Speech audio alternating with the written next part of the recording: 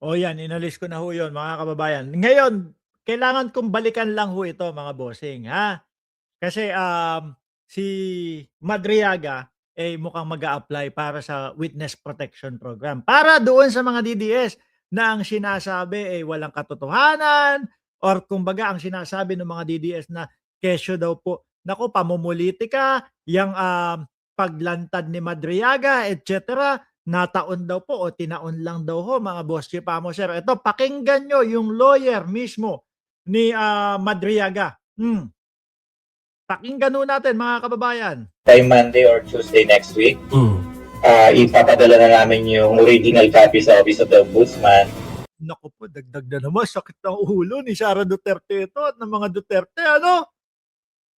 Oh, pakinggan.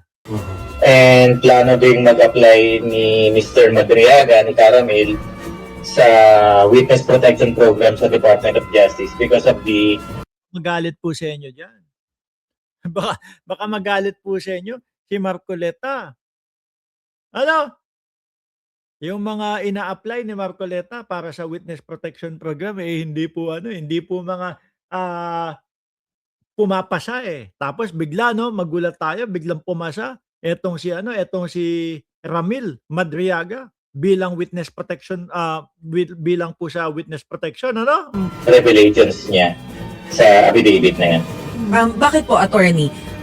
Witness protection, meron po bang threat si Madriaga? I understand naka-detain siya ngayon. Hindi po ba? Yes po, nakadiin po siya sa annex. Nasa loob. At yun, yung laging ginagamit po ng mga DDS na, oy, si Madriaga, bakit nyo papaniwalaan yan? Eh, nasa oblo naman yan, nakakulong naman yan. Malay mo, talagang diniin lang nung dating Pangulong Duterte o diniin lang ng mga Duterte. Kasi hindi na ano, kumbaga, hindi na nila alyado. Oh, maalala nyo po, di ba? Dahil nga, meron siyang sinasabi na sila Roque eh, may mga land grabbing et cetera ho. And as of now, wala naman problema sa security pero wala naman pong pinagbabawal kung mag-apply sa witness protection. Hindi kung hindi approve, di ba? Para sa mga usapin na yan, na sa palagay niya eh sensitibo talaga the moment na pinirmahan niya yan. Mayayari ito mga ito. Yung mga DDS, kinakabahan na yung mga yan. Hilong-talilong na ho yung mga DDS, mga kababayan, hindi na alam kung ano gagawin. Oh, biruin mo, may kinakaharap na plunder case o yung ikinaso na napakadami po sandamakmak ho yung mga typewriting. No, hindi lang ho basta typewriting yun, hindi kasi kagaya ng style ng mga DDS na panay o puro lang po puro ano lang po, ano tawag dito? Puro lang sila gawa at imbento nung mga ebidensya. Kung maalala niyo ho mga bossing, yun pong PIDEA leak, ayan. 'Di ba yung PIDEA leak nila halatang gawa-gawa naman? Tapos pagdating na po dun sa Senado, si Bato de la Rosa ang nanguna, aba, hindi alam kung ano ang mga gagawin ho. Hindi alam kung saan patutungo ho yung mga pinag-uusapan dun mga boss. At nakita niyo ho yun mga kababayan? 'Di ba? Oh, eto hindi.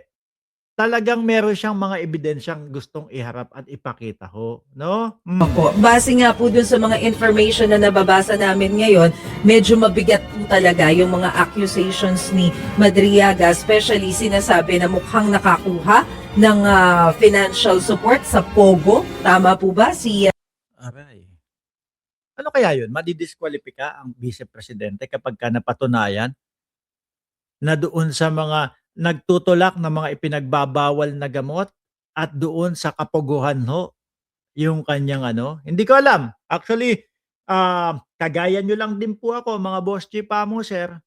Parehas lang din po ninyo ako mga kababayan na kumbaga bumabase doon sa mga balita at doon sa mga magagaling na mga lawyer na nagbibigay ng reaksyon dito sa mga ito, no? Or kung talagang um, matatanggal or makukulong or whatever, no? O tuloy. VP Sara? I wonder, attorney, Bakit po ngayon inilabas etong usaping ito, yung timing, kumbaga, na alam po natin na mainit yung usapin na politika, tapos sumabay Yan yung sinasabi ng mga DDS, na kesyo daw, itiniming lang daw ho, mga bossing. 'Di ba? Yan yung paulit-ulit na sinasabi, tiniming, ganito, ganyan. Diyos ko po. Kapagka sila, okay. Pagka sila, pwede anytime. Ano po, kahit balu-baluktot po yung mga pinagkukukuha nilang mga witness, mga boss. ito. Bakit po ngayon? Actually, late na nga yan, nagtatampo na nga si Caramel dahil October pa namin pinag-uusapan yan. I think second week ng October 2025 hanggang natapos lang namin. Kung matatandaan nyo ho, nung ini-interview o in-interview si Congresswoman Leila de Lima, ang sinabi niya doon talaga is ang sinabi niya doon is parang mga ganong buwan nung pumunta siya doon at binisita niya si Madriaga. Ano po, para kausapin kasi nga nilihaman siya o Nobyembre yata, something like that. Pero kumbaga, ganyan po kasi yung mga lawyer, yung mga no, akala ho natin, oh sige, pagka nagpasa ka ng mga salaysay mo, yung mga pinagsasabi mo, agad-agad na hindi, pinag-aaralan pa po nila yan. Gagawin yung affidavit mo, tatagal ng 1 buwan. Ako, kami ho, mga bossing, ayan, merong kaming kinasuhan diyan sa Pilipinas. Actually, pang-ilan na 'to, pang-5, pang-5, pang-6 na. Kumbaga, alam ko na at kabisado ko na kung ano yung mga pagkakasunod-sunod ng ganyan 'no. No, it takes time sa mga lawyer na it takes like 1 month bago magawa nila, makumpleto nila yung mga affidavit na ganyan. Yung affidavit niya ng November 29. So halos 1 buwan at kalahati naming paulit-ulit na pinag-uusapan yung topic Pinag-uusapan, nire-review at pinag-aaralan. na yan to the point na 2 beses namin pinasulat yung kwento na yan. Hindi yan yung Okay. Para cross-examine, no? Sila hindi yung basta-basta kukuha na lang ng kukuha, oh sige, kliyente to, oh pera to. 'Di ba? Hindi gano'n. Aalamin nila kung totoo ba ang sinasabi nitong tao na 'to at hindi ba nagsisinungaling itong tao na 'to. Ganyan. 'Di ba? Oh. style na ini-interview ko siya, ako nagsusulat, hindi. Ang sabi ko sa kanya, magkwento ka, isulat mo sa papel. Then, habang ginagawa niyan, marami akong tanong sa kanya para makita ko talaga kung alam niya yung kwento niya or Yun. At yun ang kinagagalit ni Marcoleta.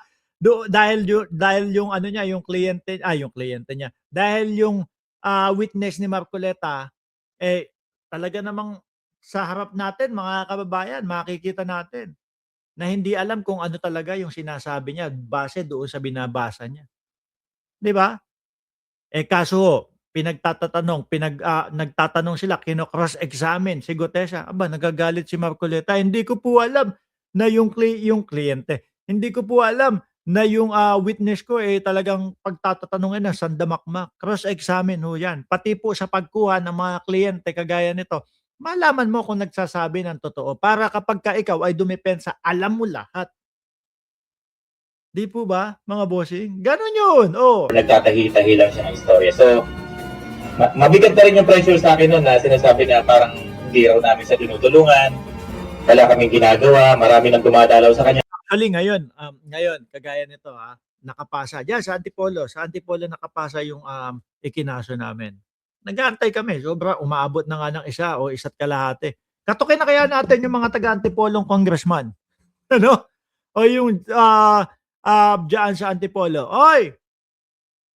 Baka naman replyan niyo na kami, no? Do'n sa kinasuhan namin na RAC Realty. Oh. Balikan niyo na kami, no? Umpisahan na natin yung kaso. Tagal Nagpe-pressure na siya. Kaya, nung November 29, talaga nagdala na kami ng printed copy, pati notary public para mapapirma na sa kanya. Naku po. Totoo pa, yung notaryo versus do'n kay Gutesa, yung kay Gutesa ho, mga kababayan, peke daw. Paano yun? 'Di ba? Paano yun, mga bossing? Oh.